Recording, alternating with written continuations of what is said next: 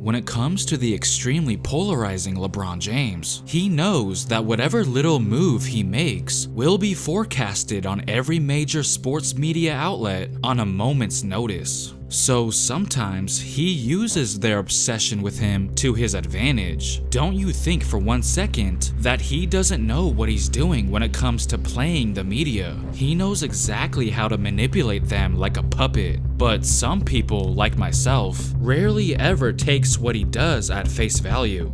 And here's why you shouldn't either.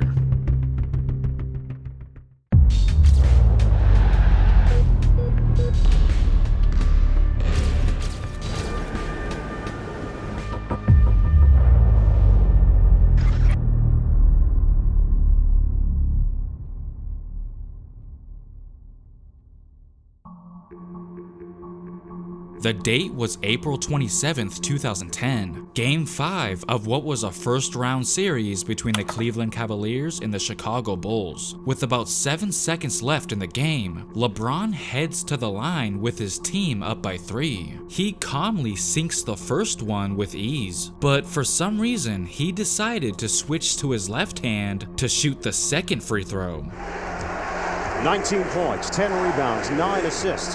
James has shot it lefty!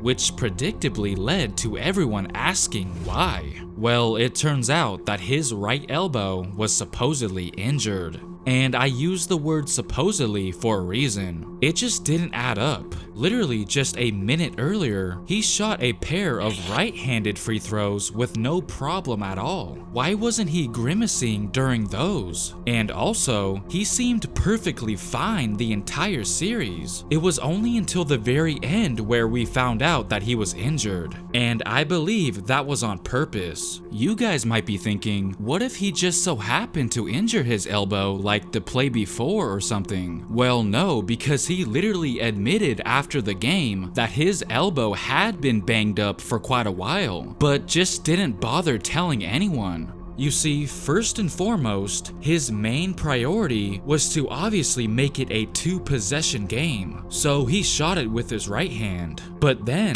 now that it was a 2-possession game, he could now go ahead and show us that he was injured, since his team had a 4-point cushion anyways. I believe he realized that that was probably the last opportunity to show us viewers watching at home that something was wrong with his elbow. So he seized that opportunity by shooting with his left hand instead, knowing that the media would eat it up. The headlines would be everywhere, and it worked, because that was what everyone was talking about immediately after the Cavs eliminated the Bulls to advance to the second round. James has shot it lefty! Yeah, something's wrong with that right elbow. He's going to take that left-handed. He made the one that is most important. I'ma make this clear one more time. This was a potential closeout game, meaning that the Cavs would go on to face the Celtics if they were to hold on, which again they did. Are you guys starting to see where I'm getting at here? Okay, let me make it simple. The Cavs were basically set to face the Boston Celtics in the next round at the time of that left-handed free throw, which they were seen to be a more challenging opponent than Chicago was. And what better way to take some pressure off than for him to establish that he's injured by shooting with his left hand right before they advance, knowing that that's all everyone would be talking about heading into the Boston series. He now had a built-in excuse just in case he's not able to pull it off. Like I said, after the game, he went on to explain that he had been dealing with some discomfort in his right elbow about a week before the playoffs even started. Well, that's just odd to me. I mean, how convenient that he decided to let us know about his elbow just as he was now set to face the Celtics in the semifinals. No one even knew that something was wrong until that awkward left-handed free throw. Now get this, the x-rays and MRI that were taken shortly after showed no structural damage at all. Interesting, huh? But that still didn't stop LeBron from always bringing it up every chance he got. Doesn't it seem like we've been talking about LeBron's elbow forever? Yes, just how bad is it? After the Cavaliers took Game 1 of the series versus Boston, people thought that that whole elbow situation had to have been just an act, because he looked great in that opening game. In fact, even LeBron himself downplayed it. But when the Celtics blew them out in Game 2, that's when he started wincing again. When things didn't go well, only then was his elbow an issue. And we all know how that series ended. To this day, LeBron still gets bashed for his performance in that Celtics series. He got criticized for his mental toughness, but he claimed his elbow is what prevented him from playing his best against Boston.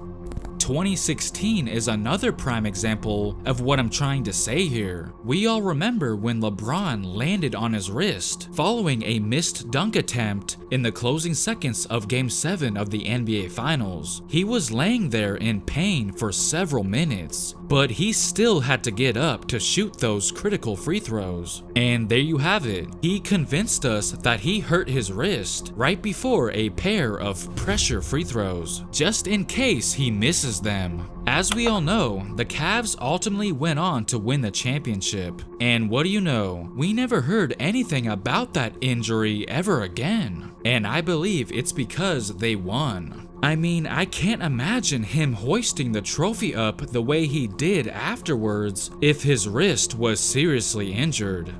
And lastly, remember when he showed up to the post-game press conference wearing a freaking cast after getting swept by the Warriors in 2018? Only then did he reveal that he'd been playing with a hand that was pretty much broken. Apparently, he punched a whiteboard out of frustration after Game 1 of that 2018 finals, which was obviously the game where J.R. Smith messed up big time. Many were skeptical about him showing up to the media wearing a cast, especially since he was seen dapping up his family with the same hand right before. And on top of that, James was spotted without the cast only about a week later when he showed up to his kids' AAU games. So to recap, he went out of his way to make it apparent that he was injured the whole time after getting swept in 2018, but since he won in 2016, there was no need to sell us that narrative. Alright, let me know if I'm overthinking this too much, or do you think I'm actually onto something here? Make sure to comment down below and don't forget to like and subscribe. Thanks for watching.